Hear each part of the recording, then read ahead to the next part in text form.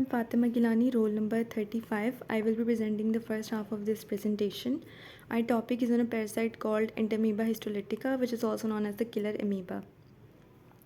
Definition: Entamoeba histolytica जो है वो सिंगल सेल्ड प्रोटोजोन पैरासाइट है जो ह्यूमन इंटेस्टाइन में जाके इन्फेक्शन कॉज करती है. इसमें amoebiasis, amoebic dysentery which is bloody diarrhoea, इस तरह की डिजीज़ होती हैं. ये 2 फॉर्म्स में एग्जिस्ट करती है. एक इन्फेक्टिव सिस्ट फॉर्म है, दूसरी tissue invasive ट्रोफोसॉइड form.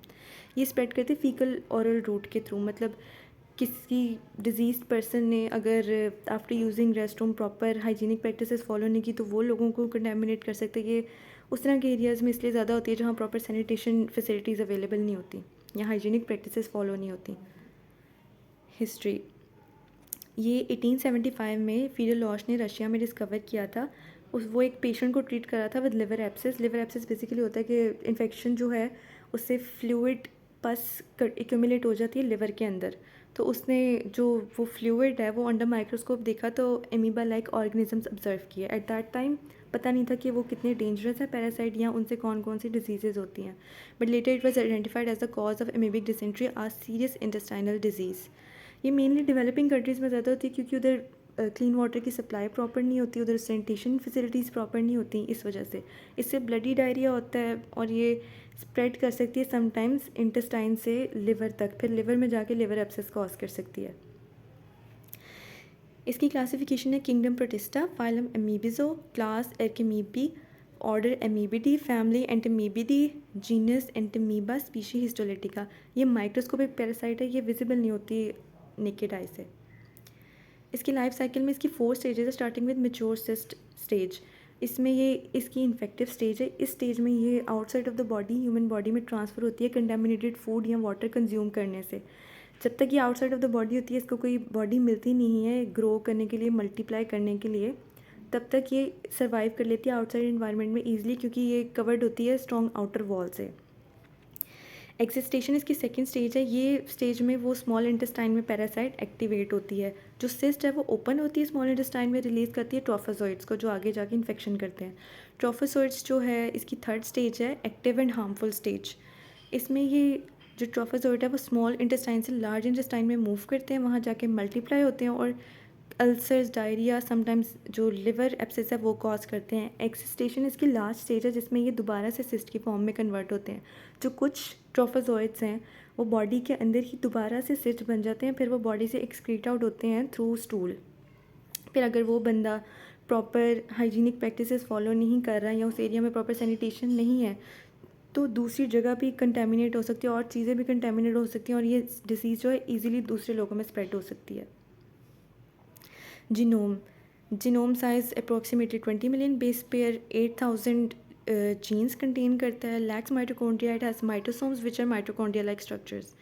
It's DNA contains many repetitive sequences जो हेल्प करते हैं इवेट करने के लिए ह्यूमन इम्यून सिस्टम को. The genome is being studied to find vaccine targets and treatment strategies. Assalamualaikum, my name is Marwa Ashraf. My topic start from here. Gene that cause diseases. Certain genes in Entamoeba histolytica are directly involved in damaged human tissues. जो Entamoeba histolytica की direct होती jeans है ना, वो कुछ ऐसी हैं जो ह्यूमन टिश्यूज़ को ना डायरेक्टली डैमेज कर देती हैं. उनमें ये है जेल एंड जेल NAC-लैटिन. ये जो जीन्स होती है ना, जो ये ह्यूमंस के इंटेस्टाइन है ना उसके साथ अटैच हो जाती है और पैरासाइट्स को हेल्प करती है उसके साथ अटैच होने में, ताकि वो ज़्यादा से ज़्यादा इन्फेक्शन कॉज कर सके.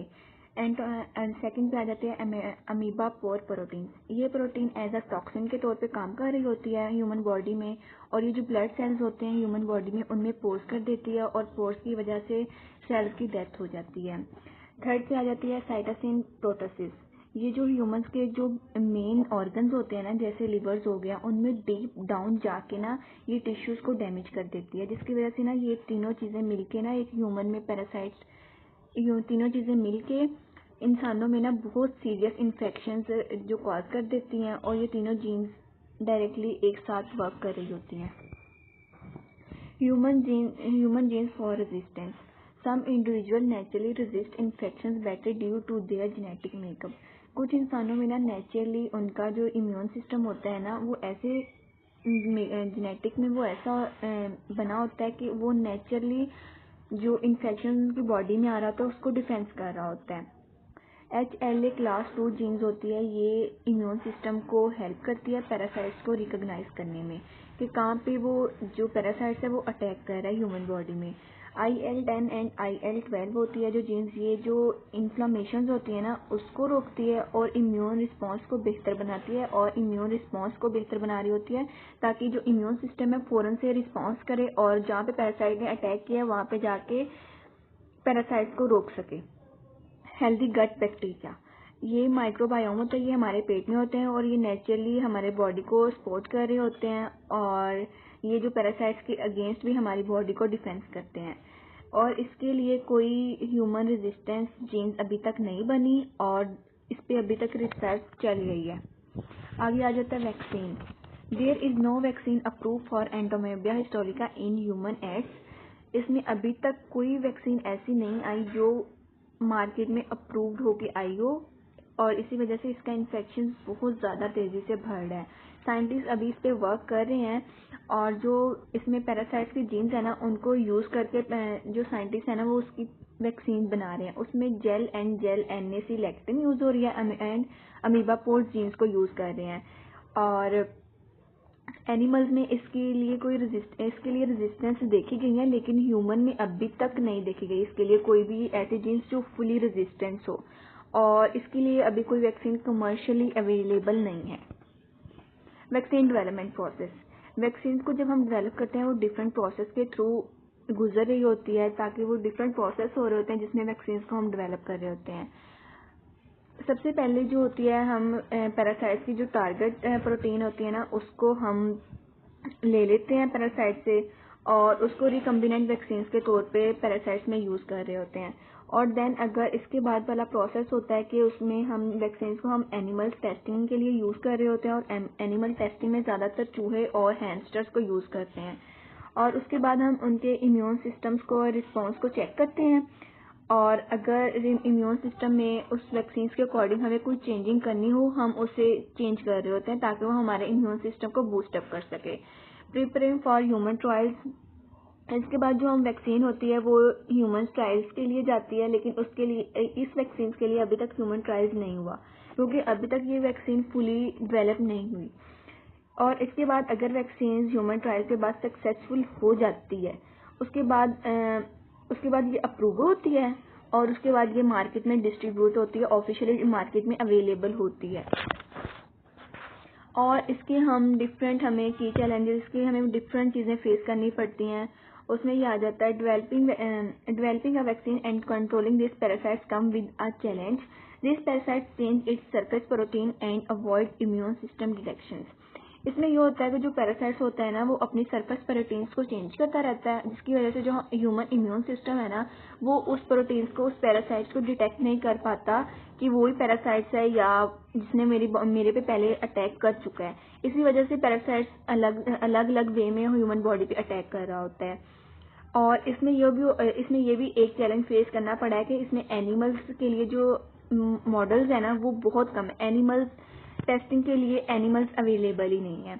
और इसमें थर्ड चैलेंज ये फेस करना पड़ता है, इसमें ये जो डिजीज़ है ये लो कंट्रीज़ में पाई जाती है जिसकी वजह से इस पर नेशनल और इंटरनेशनल फंडिंग बहुत कम है।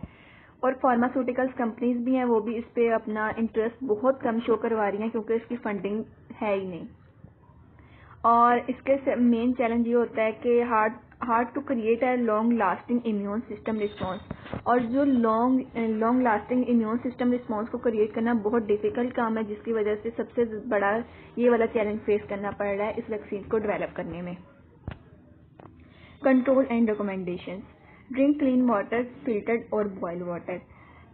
कंट्रोल एंड रिकमेंडेशन में ये होता है कि हमने कुछ चीज़ें करके और रिकमेंडेशन को फॉलो करके हम इस जर्म्स को, इस पैरासाइट्स को कम से कम कर सकते हैं और डिजीज़ को भी कम से कम स्प्रेड होने से रोक सकते हैं। क्योंकि इसकी वैक्सीन तो है नहीं तो हम यही कर सकते हैं कि कुछ चीज़ें फॉलो कर लें और इस पैरासाइट से बच सकें। Drink clean water and filtered और बॉइल्ड वाटर, अगर घर का फिल्टर्ड पानी नहीं यूज़ करें, घर का पानी यूज़ कर रहे हैं तो हमें चाहिए कि हम जो पानी है उसे बॉयल करके यूज़ करें। और अपने हाथों को खाने से पहले और खाने के बाद धोना चाहिए। अगर हमें लग रहा है कि हमारे